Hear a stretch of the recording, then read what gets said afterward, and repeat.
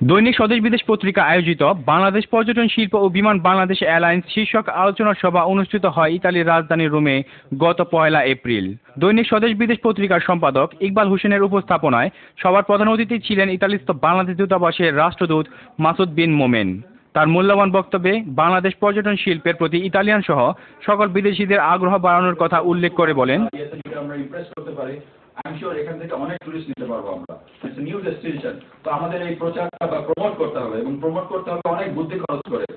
সবার বিশেষ অতিথি বাংলাদেশ দূতাবাসের ইকোনমিক কাউন্সিলর সুলতানা আফরোজ দেশের পর্যটন শিল্পকে বিশ্বের মাঝে তুলে ধরার আহ্বান জানিয়ে বলেন, ম্যানগ্রোভ বা কক্সেস বাজার, আমাদের যে ট্রাইবাল এরিয়া বা আমাদের যে হিস্টোরিক্যাল বা আর্কিওলজিক্যাল সাইট আছে, এটা কিন্তু অবশ্যই আমরা দেশি বিদেশি পর্যটকদেরকে আকৃষ্ট করতে পারি।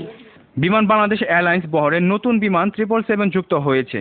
এখন থেকে যাত্রীরা ভোগান্তির শিকার হবে না, জানালেন বিমান বাংলাদেশ এয়ারলাইন্সের country manager M A Taher. আমরাই এখন সবচেয়ে বেস্ট প্রোডাক্ট নিয়ে মার্কেটে এসেছি এবং আপনাদেরকে অনুরোধ করব আপনারা আমাদের প্রোডাক্টের গুণাগুণ আপনারা যাচাই করুন।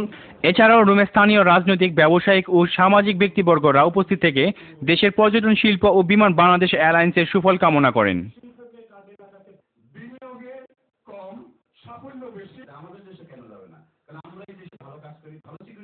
সভার সভাপতি দৈনিক স্বদেশ বিদেশ পত্রিকার চেয়ারম্যান জসিমউদ্দিন তার বক্তব্য শেষে সভার সমাপ্তি ঘোষণা করেন। Mohammad Moniruzzaman Monir, NTV, Rome, Italy.